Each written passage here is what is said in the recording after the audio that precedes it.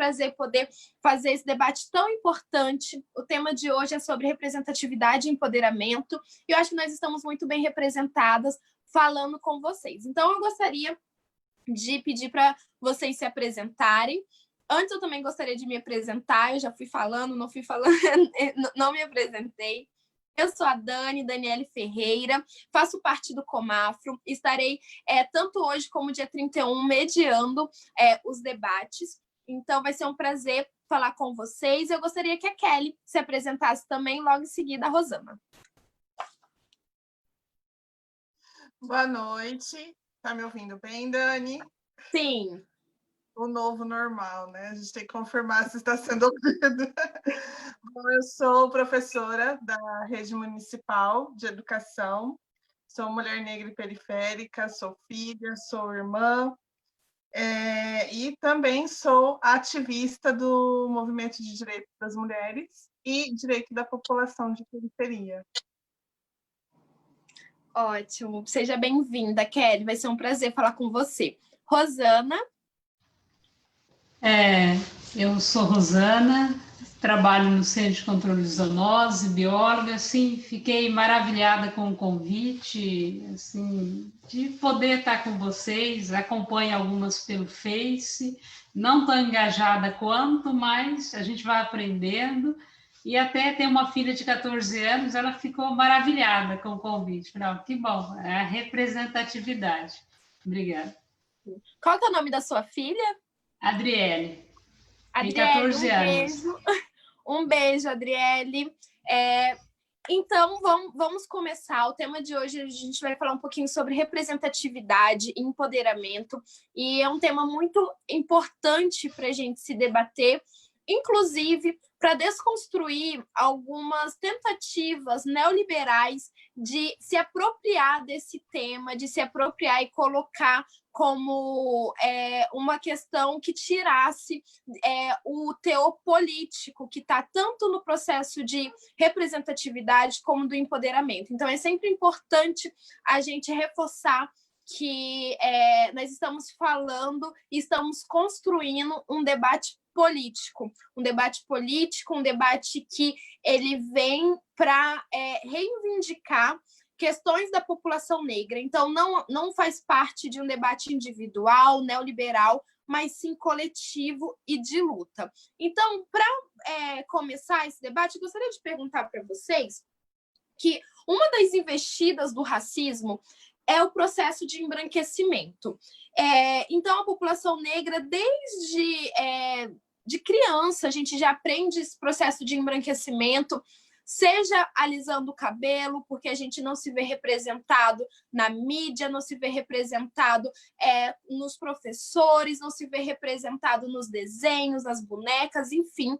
E também, depois da vida adulta, também, quando se percebe que o padrão do Brasil ainda é um padrão muito ligado a uma ideia eurocêntrica. Então, uma das investidas do racismo à brasileira é esse processo de embranquecimento e também o mito da democracia racial. Então, o racismo ele é um tabu porque ainda é visto, ainda tem aquele discurso que nos atravessa de que somos todos iguais.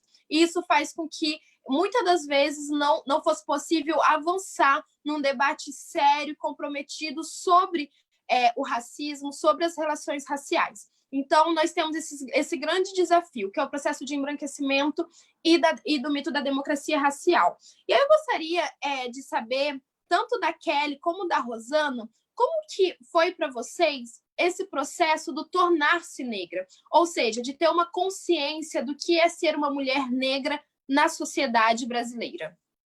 Aí vocês podem escolher quem que vai começar. Eu acho importante as duas falarem sobre, e aí vocês escolhem quem que gostaria de começar. A Rosana pode começar, se ela quiser.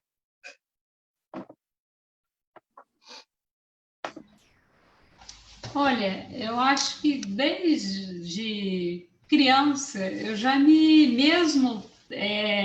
já me via como negra, sempre próxima de pessoas brancas, mesmo na periferia, mas, sei lá, parece que nasceu de mim, que eu tinha algo mais para defender, para fazer, para interagir, Mas sempre a gente passava por alguns momentos, tipo, algum colega, mas você não é branca, mesmo a cor, né? Sou negra e tal, mas você não é assim, você não é dessa forma. Mas a partir do momento que nasceu a minha filha, aí você vai, acho que o filho te dá mais condições de ver. Esse é o mundo para o meu filho. Que apesar de fala que não há racismo, a gente sabe que há. E acho que vai ter tempo, a gente vai comentar cada situação que já viveu, que eu também já vivi, já sofri. Talvez eu sofra menos, que atingiu alguma condição, se deu um pouquinho mais, tal. Mas para todos, não importa você sendo doméstica, você bióloga, você professora, você vai chegar em algum ambiente, eles vão te olhar diferente. Às vezes, vai achar que você não tem condições de comprar, que você não tem condições de acompanhar determinada situação, e acho que a mulher negra, ela se inserir, ela se sentir negra, ela se gostar e, poxa, e ver, nós somos bonitas, nós também somos maravilhosas. O que precisamos, como você disse no início, é essa representatividade. Você passar, se ver, se contextualizar como tal. Sim, ótimo. Kelly? Bom, no meu caso, eu costumo dizer que é um processo, né? Eu vou me descobrindo cada vez mais negra, né? Mas o começo mesmo foi na fase da adolescência, quando, na realidade, eu comecei a procurar o meu primeiro emprego, né? Então, eu comecei a ter uma dificuldade de conseguir emprego e associado a alguns debates que eu já vinha participando naquele período na escola. Acho importante dizer também que eu venho da educação de jovens e adultos, né? Eu fiz educação de jovens e adultos no ano de 2004, e toda naquela perspectiva de Paulo Freire, da educação libertária, eu já estava tendo acesso a uma formação mais social e começando a perceber essa estrutura racista, né, que permeia o nosso Estado, tanto no processo de embranquecimento e apagamento da população negra, como no mito da democracia racial. Então, isso chegou, e a minha entrada no ensino médio, que também ocorreram vários debates sociais na escola, com aquele perfil de professor, né, que eu era do ensino noturno, então meus professores sempre fizeram esse debate. Então, nesse sentido, a minha procura por emprego chegou ao mesmo tempo que eu estava tendo acesso a esses debates, eu comecei a reunir as informações e a começar, talvez, perceber, né, que o fato do meu cabelo, que na época era mais crespo do que é hoje, talvez a minha roupa, talvez o lugar onde eu morasse, fossem influenciadores no fato de eu não conseguir emprego. Então, eu digo que naquele momento eu me descobri negra e me descobri com o rótulo, né, de negra moradora da periferia. E aí, de lá para cá, eu tenho sofrido cada vez mais situações de preconceito, mas eu já venho também num processo de formação, então acaba que vem acompanhando junto com a minha vida o processo de empoderamento também. Lógico, né, com todas as dificuldades que se resulta do ser mulher negra, do ser mulher da periferia, mas no meu caso específico, isso já vem acompanhado com a formação ao mesmo tempo. Mas eu costumo sempre dizer que é um tornar-se mulher todos os dias, porque na juventude você vai descobrir a solidão, né? E daí você vai descobrir que homens negros preferem assumir relacionamentos com mulheres brancas, você vai descobrir que homens brancos, na maioria das vezes, só querem relação sexual com as mulheres negras. Na vida adulta, com o filho, você vai descobrir que você tem um protocolo a ensinar o seu filho, né? Que ele precisa, por exemplo, andar com a nota fiscal do celular para comprovar que o celular é negro, que o celular é dele, porque ele é um menino negro.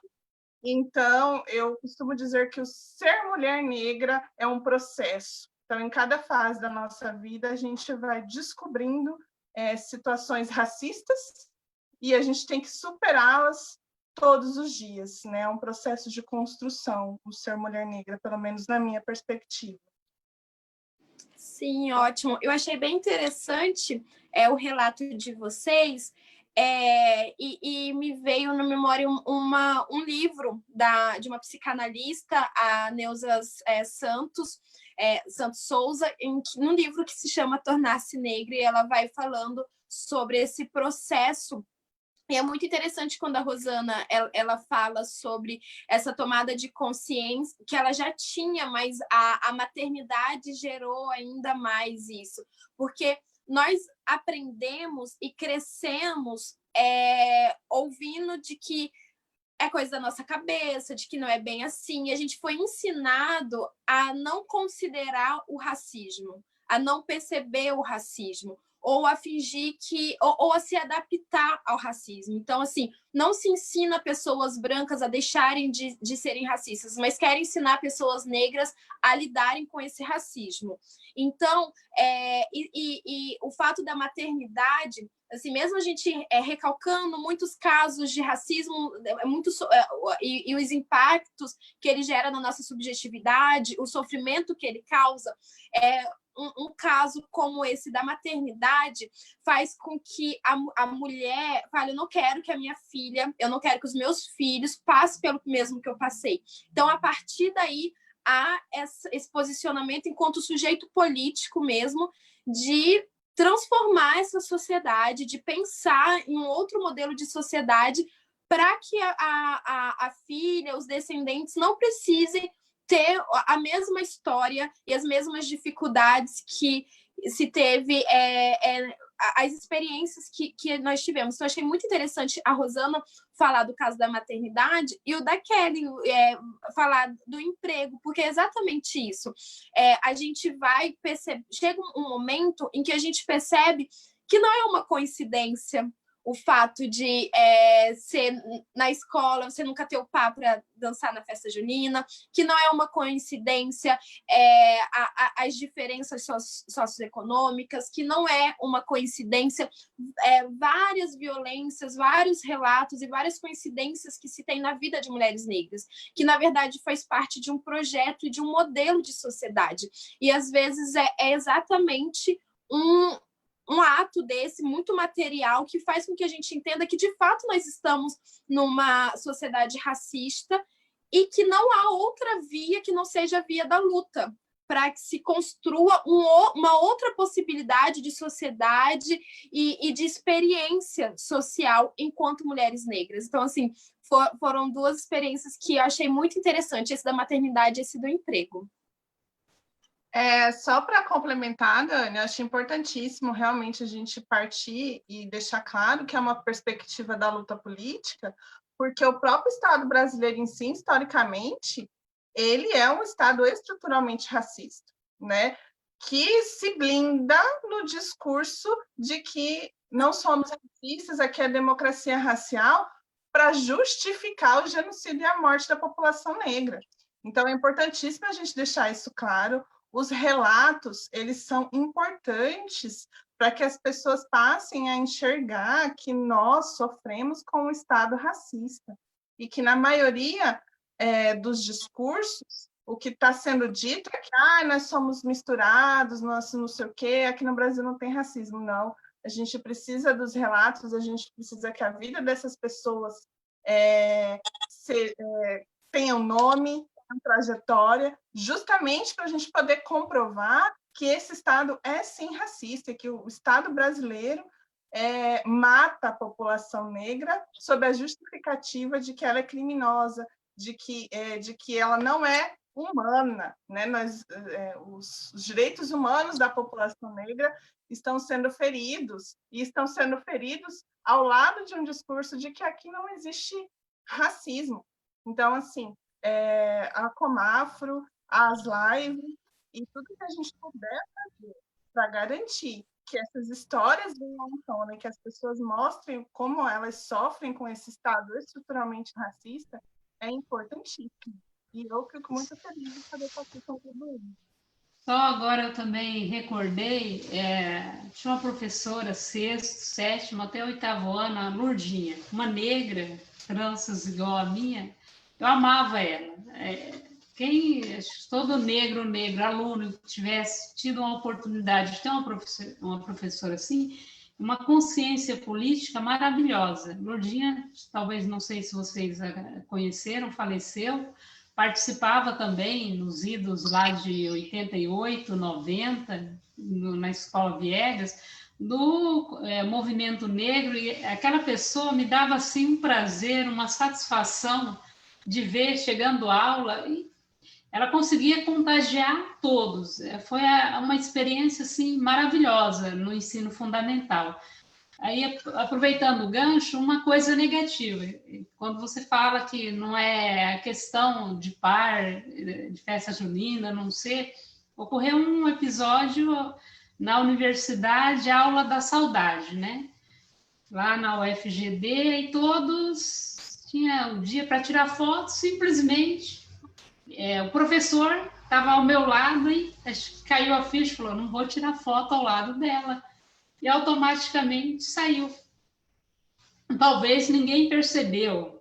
Percebe quem sentiu, quem passou por essa experiência. Enquanto eu tenho a Lourdinha como referência, infelizmente, esse professor universitário com um doutor, um cabedal de conhecimento enorme, teve essa coragem de fazer. Lá nos meus 20 anos, tal, passou, tem 46, já daqui a pouco vou chegar nos 47, vivi esse momento triste, um momento maravilhoso com a professora lá no Fundamental, e infelizmente com esse professor. No ato de tirar foto, falou, opa, não vou ficar perto dessa menina não, vou ficar perto de outra. Sim, isso só comprova que o racismo ele é estruturado e ele é manifesto de forma interpessoal, né, individualista, como foi o caso dele, e também institucional, porque as instituições, inclusive as de ensino, elas não conseguem desconstruir a ideia racista, porque a grade curricular da maioria dos cursos universitários e a própria universidade como toda, ela ainda é branca, ela ainda é eurocêntrica, e isso mostra que muitas das vezes uma pessoa com doutorado, se não tiver uma consciência sobre relações raciais, ela vai ser um desserviço social também. Então, e essa memória da Rosana me faz ir para a segunda pergunta também, que é sobre a importância da representatividade, e entender também que representatividade não é apenas colocar pessoas negras em alguma função. Se essa pessoa ela não tiver uma consciência racial e um letramento racial, ela pode, inclusive, reproduzir algumas práticas também, porque nós estamos falando do racismo como uma ideologia, nós estamos falando do racismo como uma tecnologia que vai se estruturando e se adaptando à sociedade. Então, quando a gente fala de representatividade, enquanto uma perspectiva política, nós estamos falando de pessoas negras que têm essa consciência racial, esse letramento racial, e que também consegue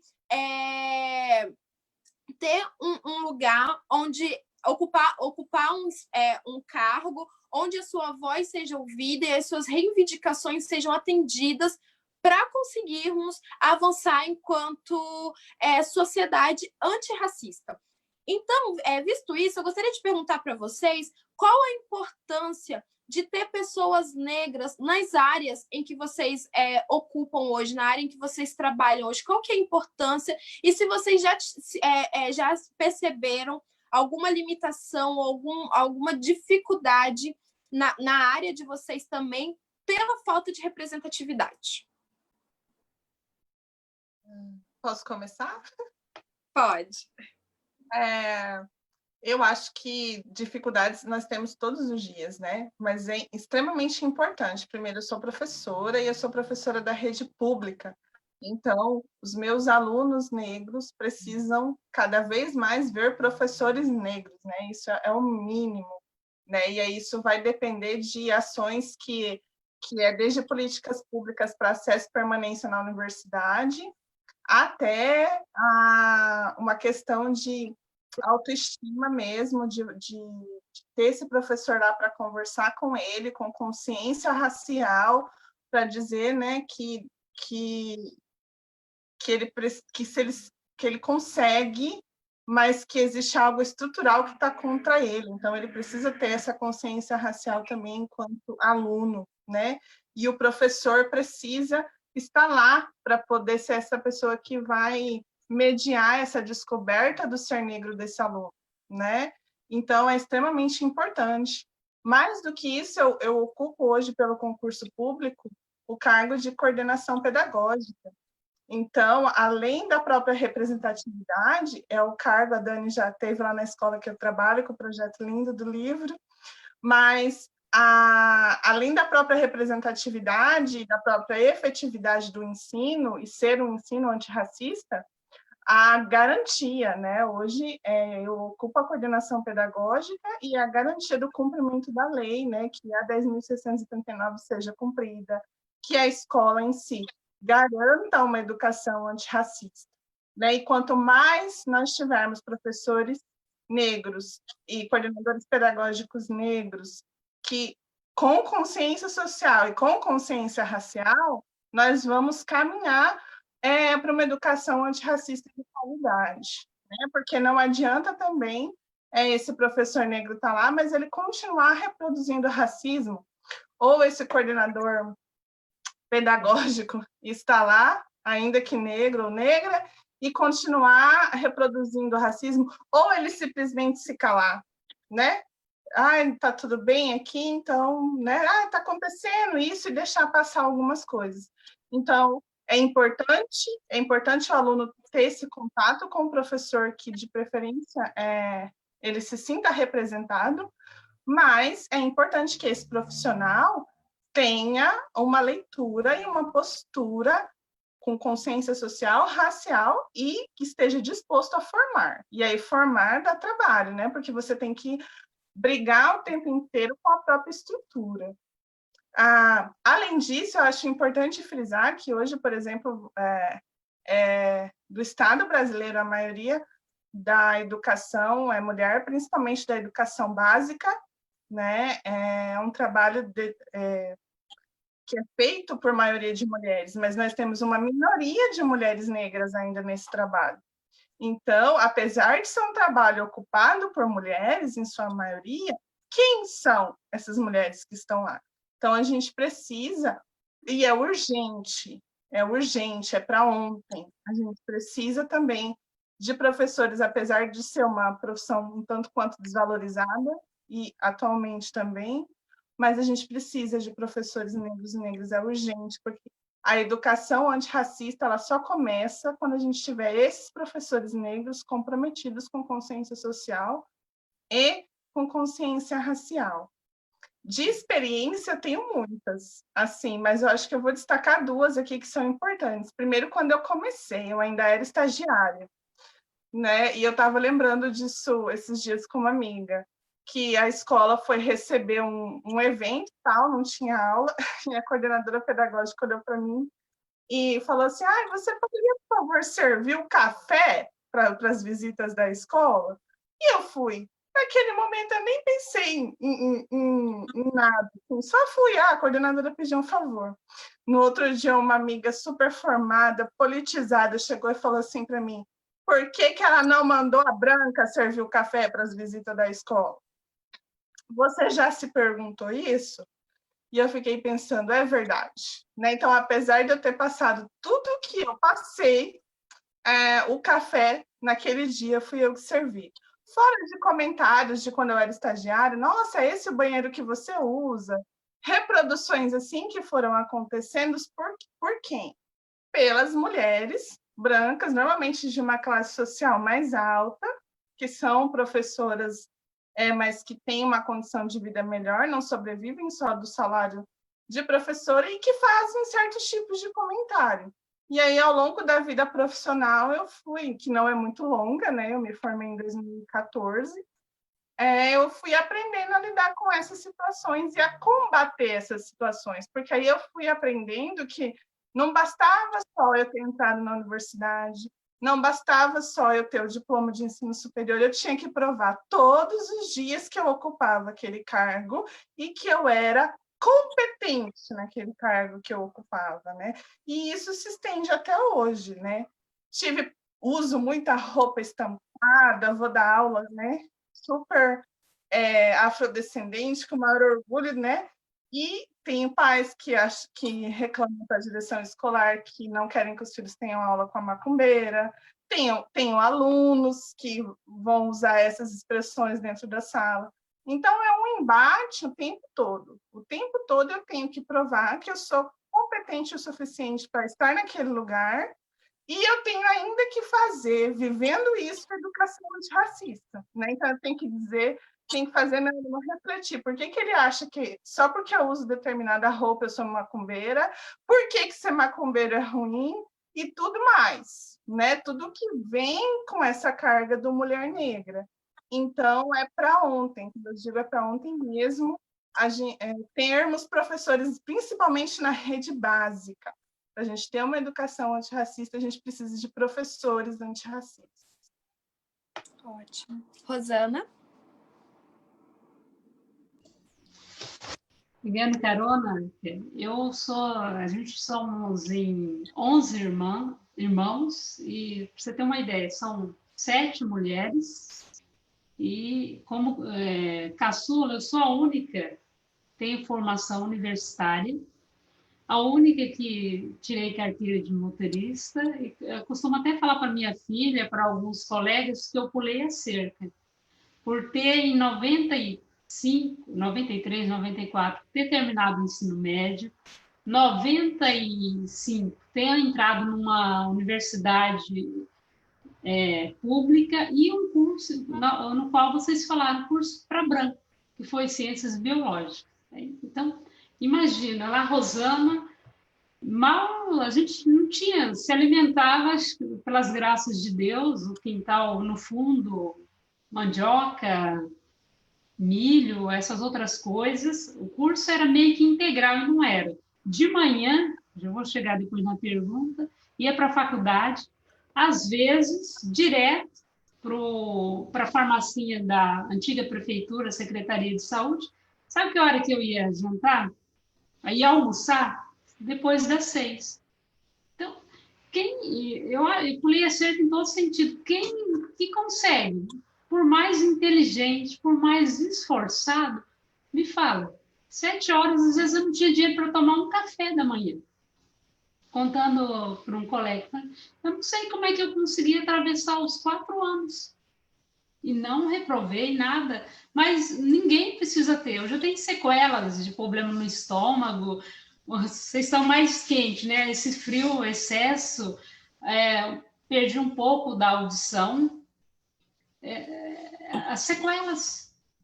Porque muitas das meninas que estavam lá, nada contra elas, mas elas tinham a tarde para dormir, elas tinham a tarde para descansar, e eu não. Isso, até o professor, muitos falavam assim, o que você faz da meia-noite às 6? Da meia-noite às 6, eu tinha que estudar.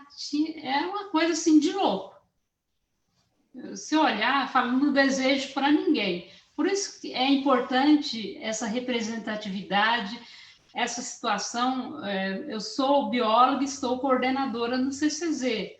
Passei por várias coisas meio que você fala, engraçado agora, mas no momento alguém te liga, não, pode vir aqui falar com a Rosana, sou coordenadora. Chega, olha lá, quero falar com a Rosana. Você é a Rosana? Ah, achei que era uma loira, achei que era isso, tal. Assim, é muito importante na educação, em outras áreas, o negro participando. Ele tem tanta capacidade quanto, mas esse caminho, essa nossa jornada, ela é dolorida, ela é terrível. Hoje, graças a Deus, a minha filha não passa nem por 1% do que eu passei. Minha mãe, às vezes, eu fico imaginando como é que essa mulher conseguiu. A Daniela é mais novinha, né? Mas tinha a aula de datilografia. Eu fico olhando como é que ela conseguiu para eu passar no primeiro concurso agente de saúde da prefeitura em 92.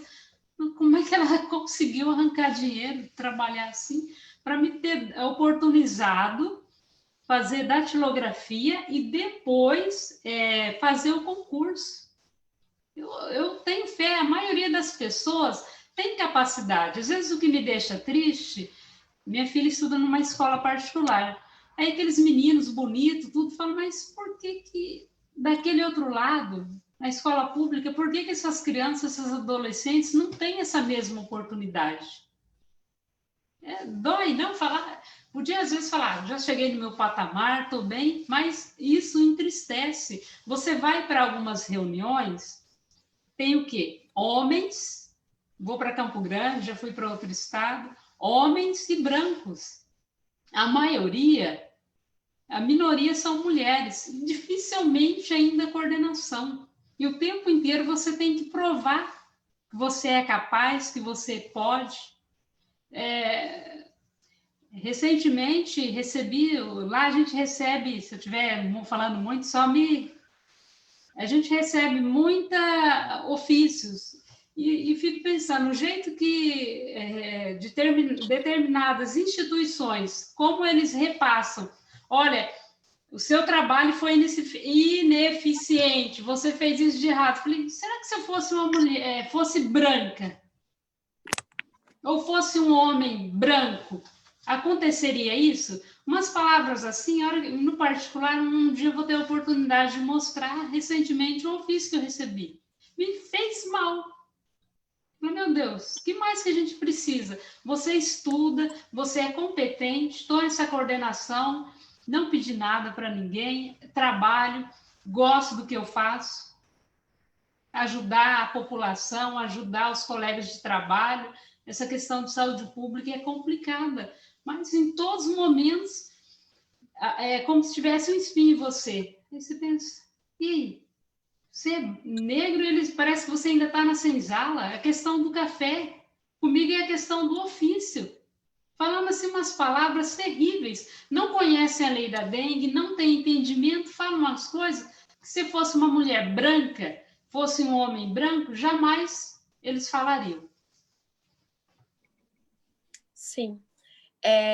Isso é muito impactante ouvir esse relato de vocês e é muito importante também a gente reforçar a importância de mulheres negras alçarem a sua voz, falarem.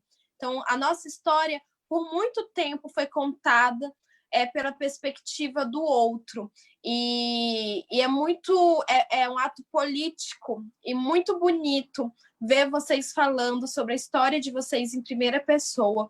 E eu gostaria de reforçar também a importância de ter duas profissionais negras, tanto na área da educação como na área da saúde, que são áreas assim extremamente necessárias e protagonistas dessa transformação social que a gente quer. Não tem como falar de futuro sem falar de educação e sem falar de saúde.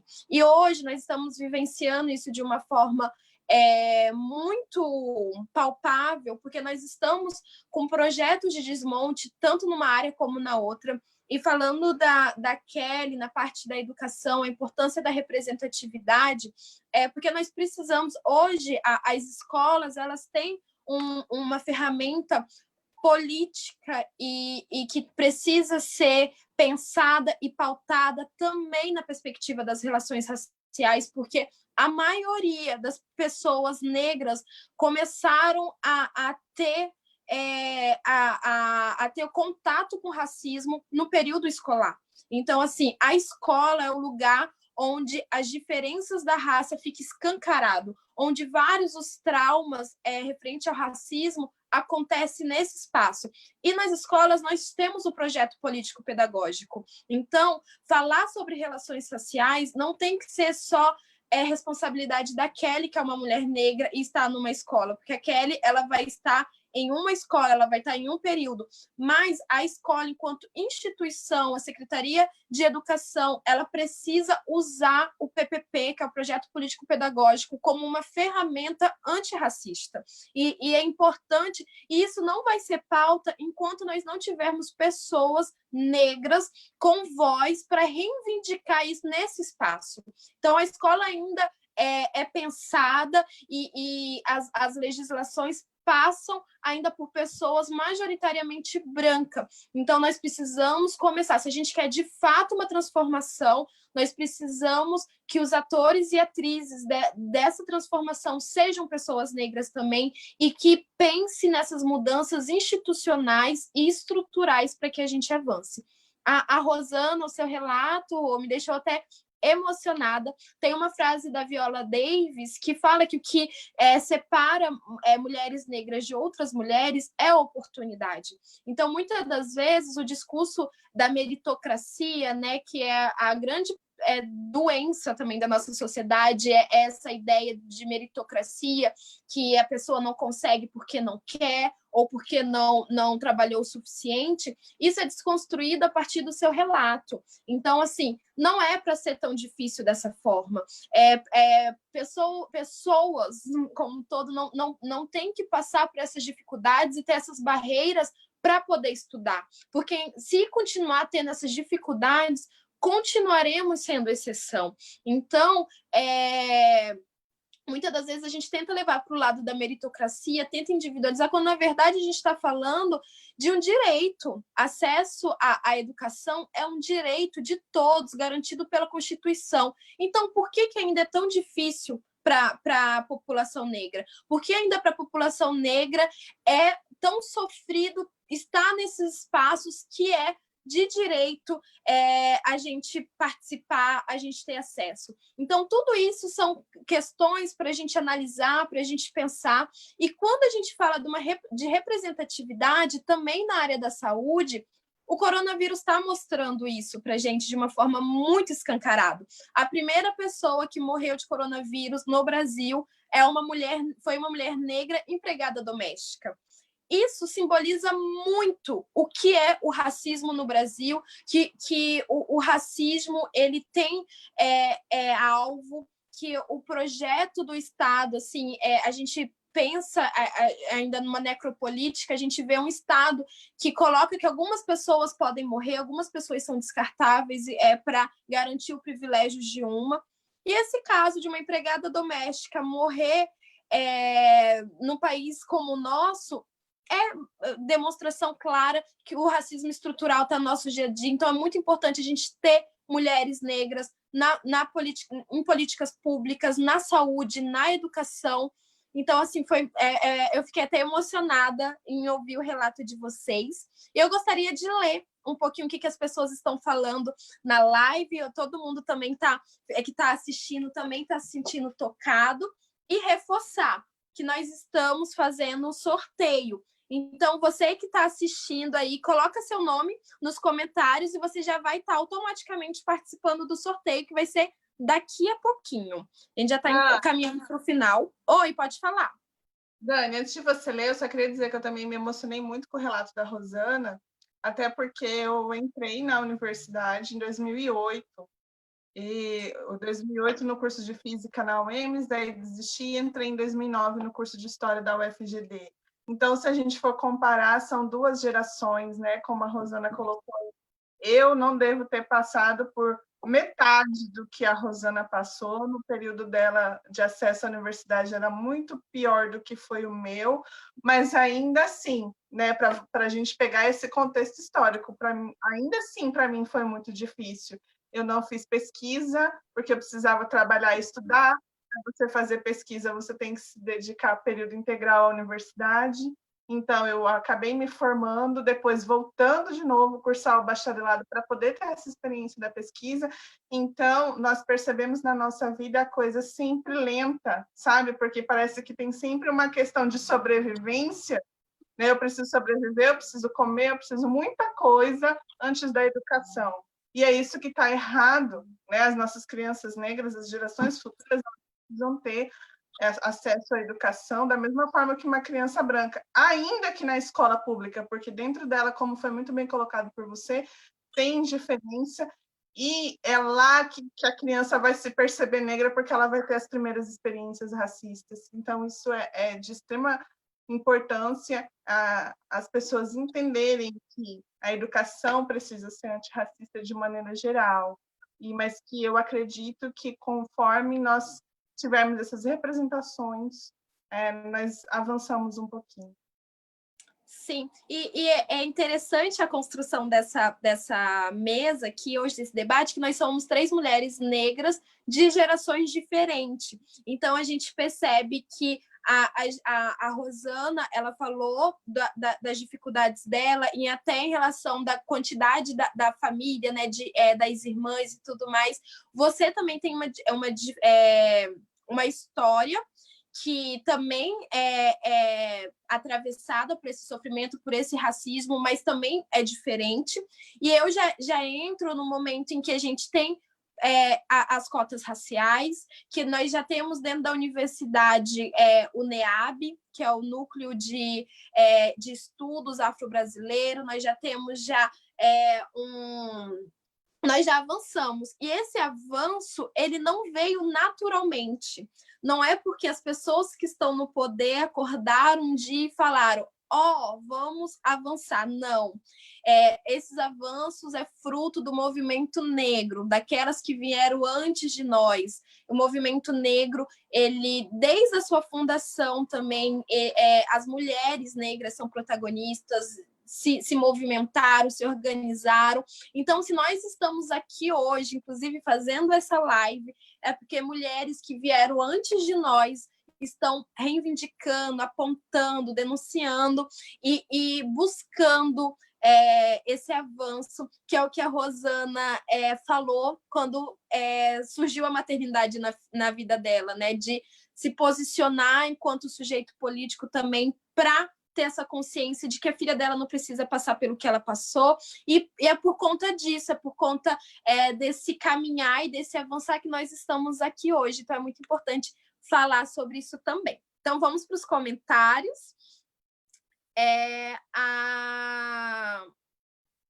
A Maria Aparecida colocou: que bom, Rosana, saber que sempre temos anjos bons que nos preparam para o futuro e dá estímulos para chegar onde você e outros chegaram. Referente ao relato da Rosana sobre a sua professora.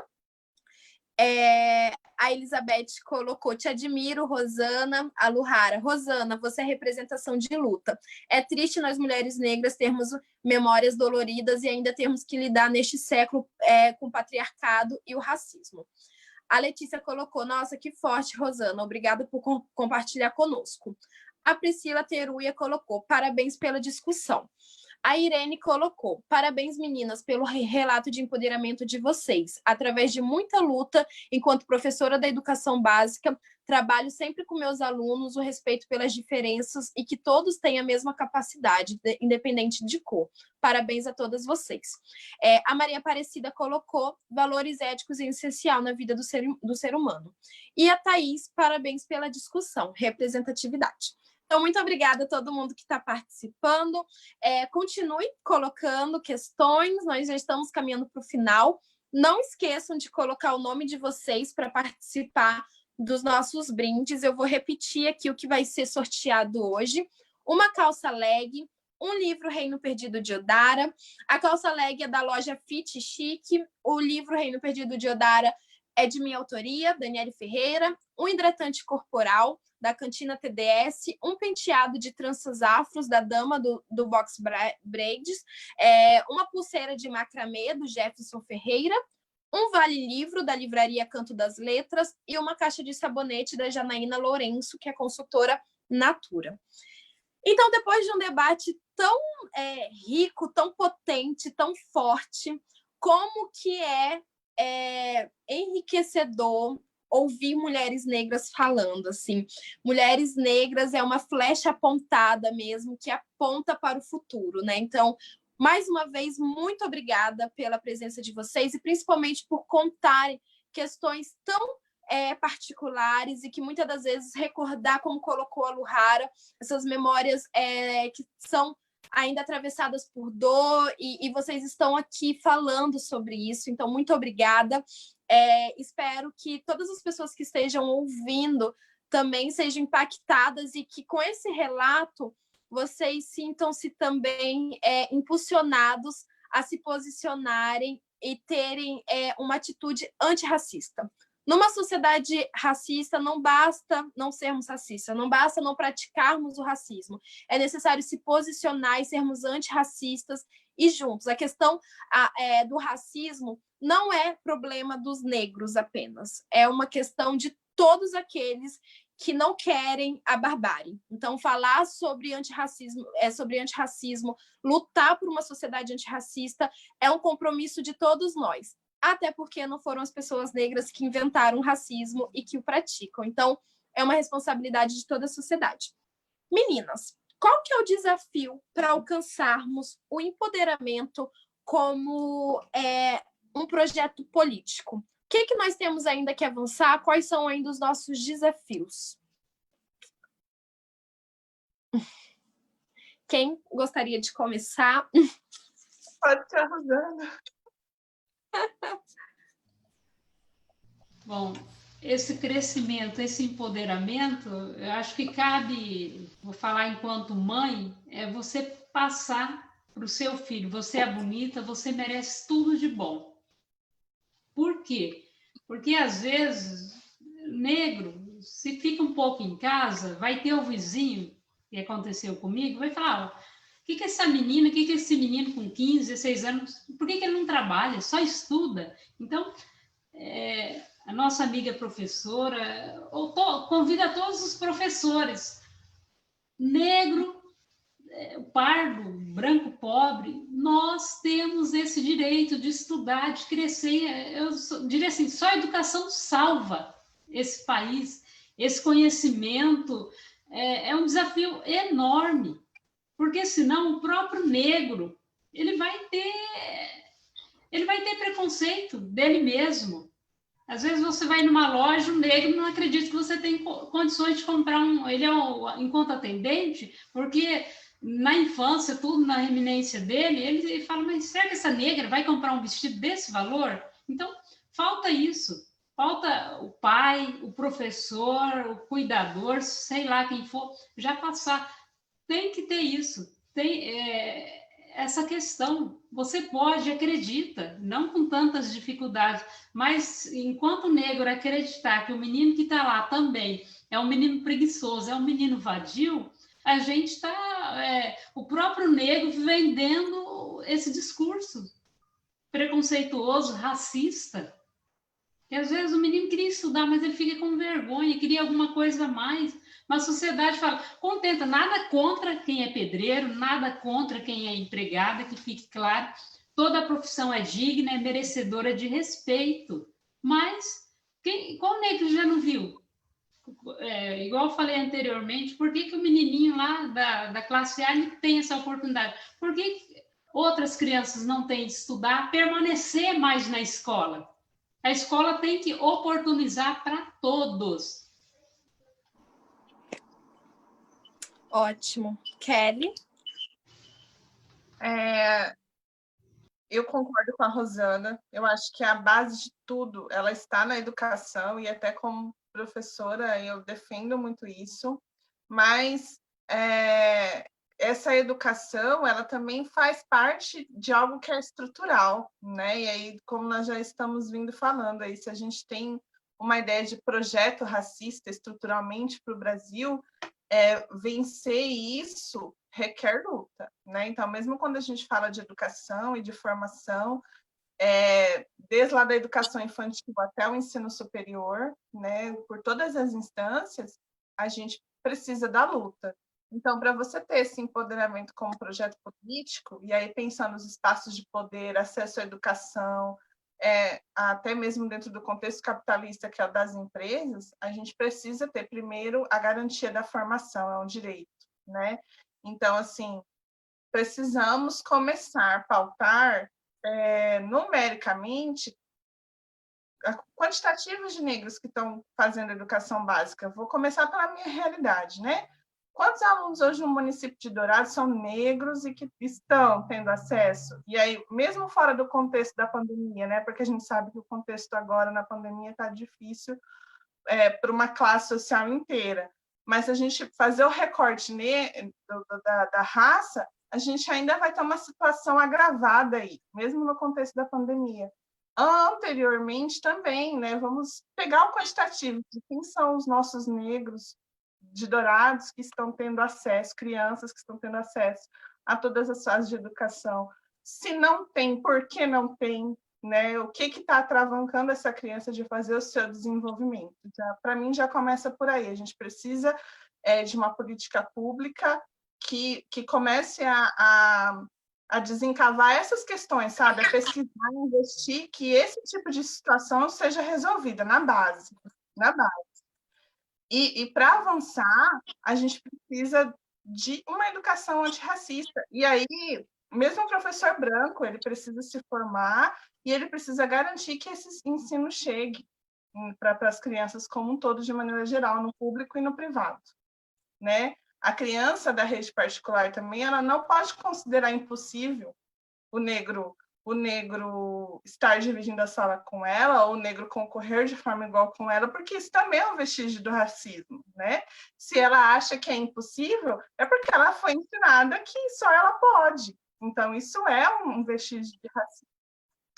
Mas acredito que quando a gente busca a representatividade também, a gente tem que querer que os nossos representantes, então, tenham consciência racial e tenham consciência política de que ele representa o coletivo, né? Para a gente não cair no que a gente tem hoje, que é um indivíduo negro que apoia um governo desse, por exemplo. Então, esse indivíduo não me representa, né? A gente precisa garantir a nossa militância, a nossa formação. Então, quando a gente diz é luta, mas a gente vai pegar, vai estudar, vai pautar teoria, vai discutir, vai montar projeto e vai correr atrás de que isso seja garantido, desde a educação básica até o ensino superior, e buscando que os nossos representantes tenham essa consciência racial e esse compromisso social, né? Acho que começa por aí.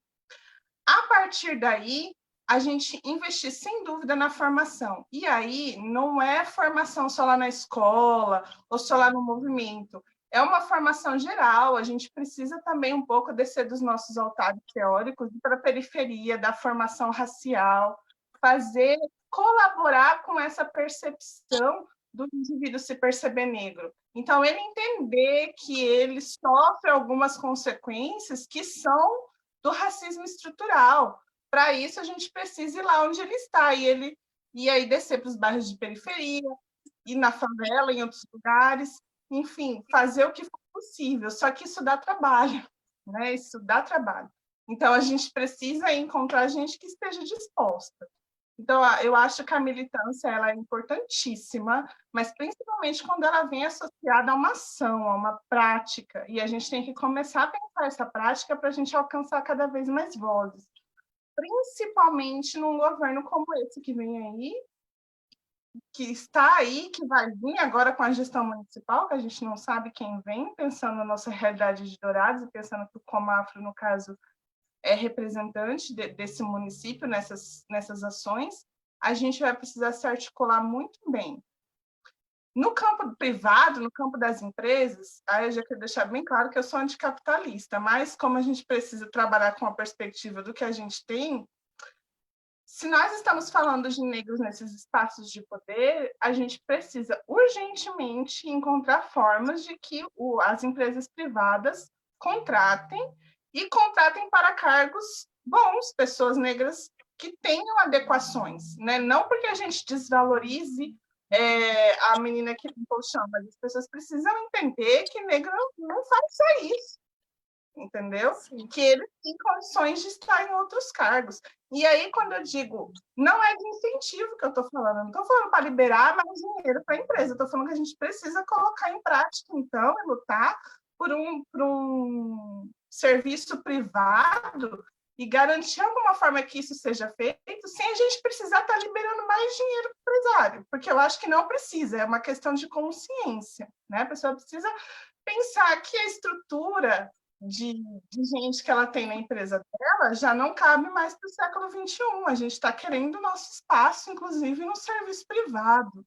Eu não quero uma negra só na propaganda do Itaú. Eu quero chegar dentro daquele banco, se eu for cliente dele, ser atendida por alguém que seja negro. Eu não quero a Riachuelo só com propaganda, né? Eu quero ser atendida por uma mulher negra lá dentro da Riachuelo. E eu nem sei se eu posso estar falando o nome das empresas, mas é só um exemplo que eu quero dar. Porque nós estamos acostumados a entrar em determinados setores privados e encontrarmos essa população negra somente nos serviços considerados visíveis, né? E nós precisamos entender que isso também perpassa o racismo. No serviço público, como a Rosana bem colocou, no serviço público a gente precisa primeiro ter mais mulher, porque os cargos de chefia são, no serviço público, em sua maioria, são ocupadas por homens, né? E mais mulher negra, sem dúvida. E que a gente possa estar lá para provar que determinadas situações só acontecem quando é um negro que ocupa esse espaço, né? E eu acho que acaba que esse, sim, pensar do ponto de vista político, ele envolve um pacote, né? Um pacote de ataques que, enquanto movimento, a gente tem que fazer para conseguir derrubar essa estrutura de todos os lados que ela vem. Porque, como a gente já está assumindo desde o princípio da fala que é estrutural, então a gente precisa articular de forma que a gente ataque todas essas frentes para a gente conseguir, de fato, ter um empoderamento como um projeto, né? Como um projeto social, como um projeto político. Sim, ótimo. E é muito importante também para a gente concluir, Elisa, se já der para ir vendo aí a questão do brinde, né, do sorteio, para a gente finalizando, mas achei muito interessante que vocês falaram também, e é o que você colocou, Kelly, sobre um projeto anticapitalista. E é isso, assim, quando a gente fala do empoderamento como algo político, nós não estamos falando apenas de conquistas pessoais individuais. A gente está falando de um projeto de sociedade que abarque a coletividade. Então, não há empoderamento se só eu ter uma ascensão e os meus pares continuarem numa situação de precarização. Então, o que nós queremos? Nós não queremos pretos no topo, porque essa lógica de topo é uma lógica de pirâmide. E para eu estar no topo, tem que ter alguém na base, sendo explorado, sendo invisibilizado, sendo humilhado. Nós não queremos isso. O que nós queremos é romper com essa lógica. O que nós queremos é destruir essa pirâmide. O que nós queremos é uma nova forma de sociedade. Pensando o racismo como estrutural, o racismo ele entra aí como um sintoma de um sistema que vem mostrando o quanto ele é perverso, o quanto não enxerga o ser humano, o quanto limita as possibilidades e potencialidades do ser humano por conta do lucro. Então, o que nós queremos é passar por isso, vencer essa lógica e pensar em um novo modelo. E, para isso, é necessário uma transformação social profunda. E nós só vamos conseguir isso pela via coletiva, então ocupando os espaços, reivindicando, tendo voz.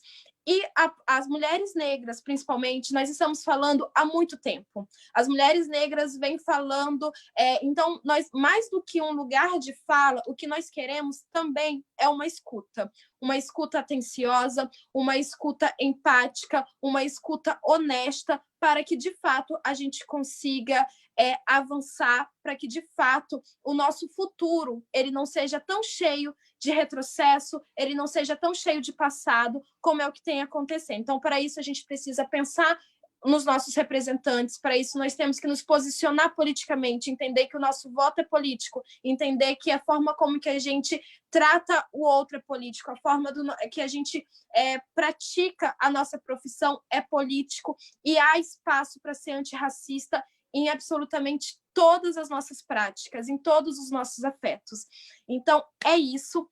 Muito obrigada mais uma vez, Kelly. Obrigada, Rosana. Foi, assim, maravilhoso compartilhar e ouvir vocês, ter esse bate-papo. Eu vou dar espaço para vocês se despedirem, agradecerem também, e a gente parte para o sorteio e finaliza a nossa live de hoje.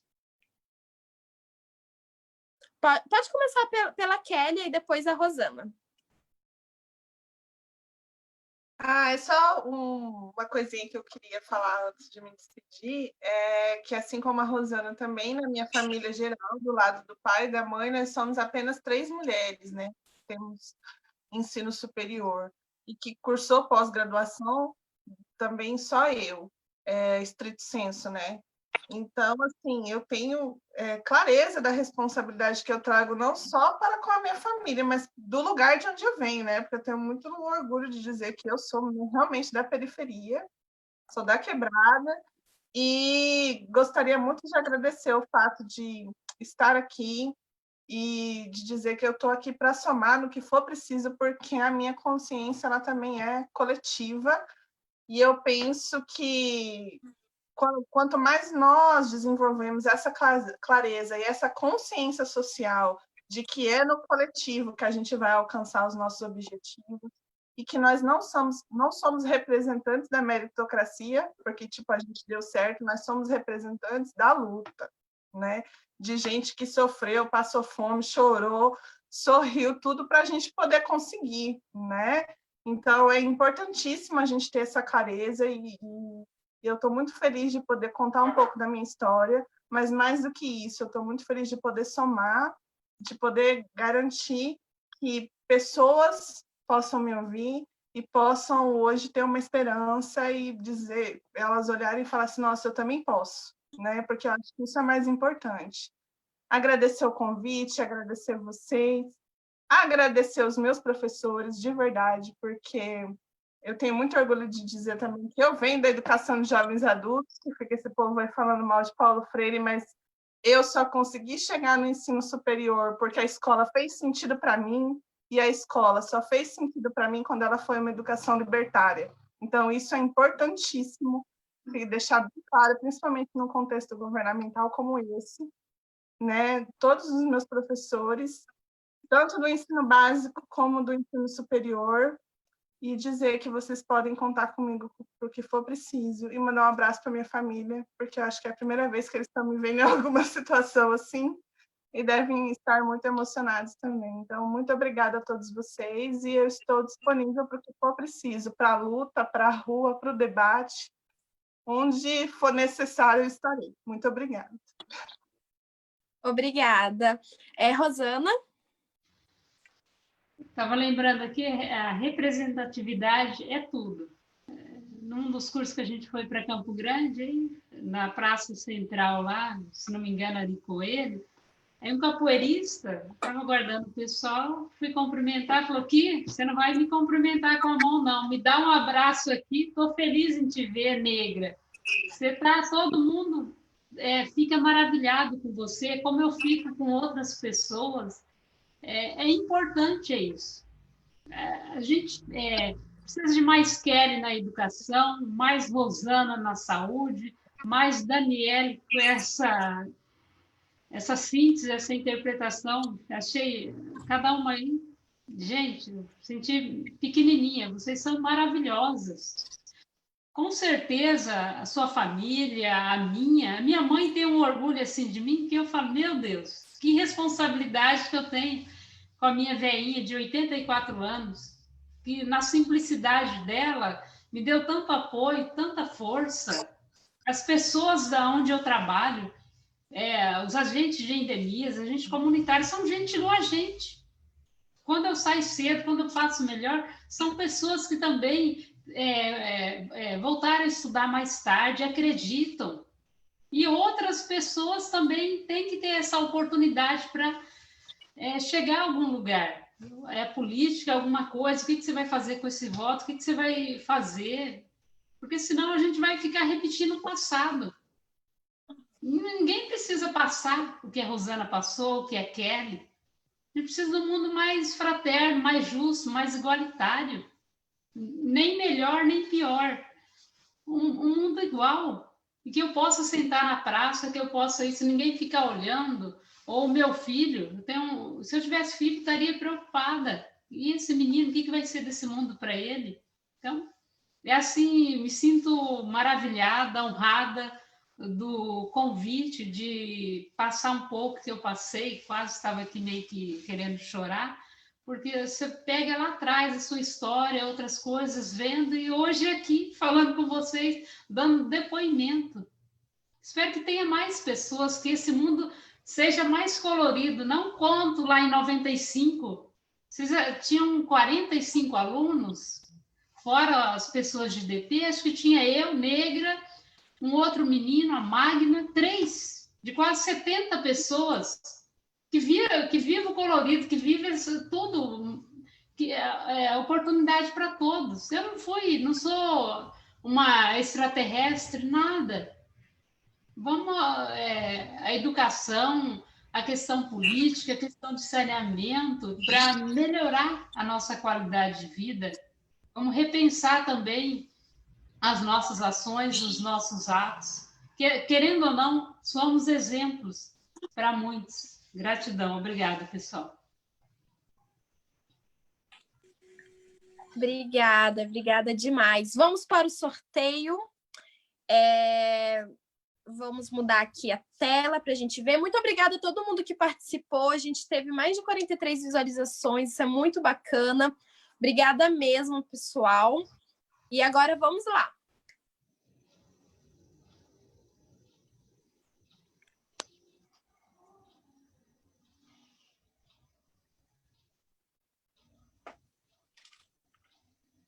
Então, foi sorteado o número 18, o número 1, o número 5, o 3, o 2, o 11 e o 12. A gente já tem como saber o nome ou ainda não? Tem.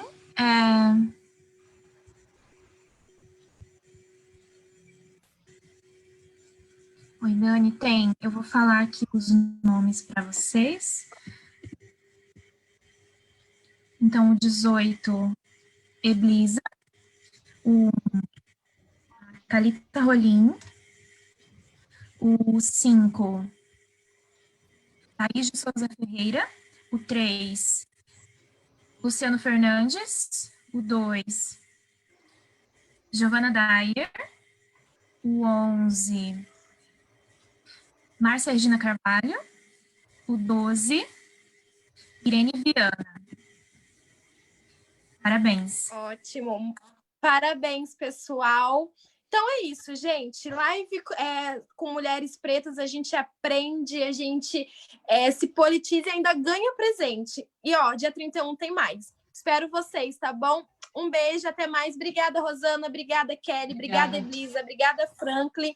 Todo mundo que está nos bastidores, ajudando, contribuindo para que esse projeto possa ser realidade. Obrigada a Luhara, nossa presidente do Conselho Afro, a Nayara, que está responsável também, o Luciano, todo mundo que faz parte dessa programação tão especial e tão necessária. Obrigada a vocês que ficaram até o final, que acompanhou, que interagiu conosco. Espero vocês dia 31 no mesmo horário. Até mais.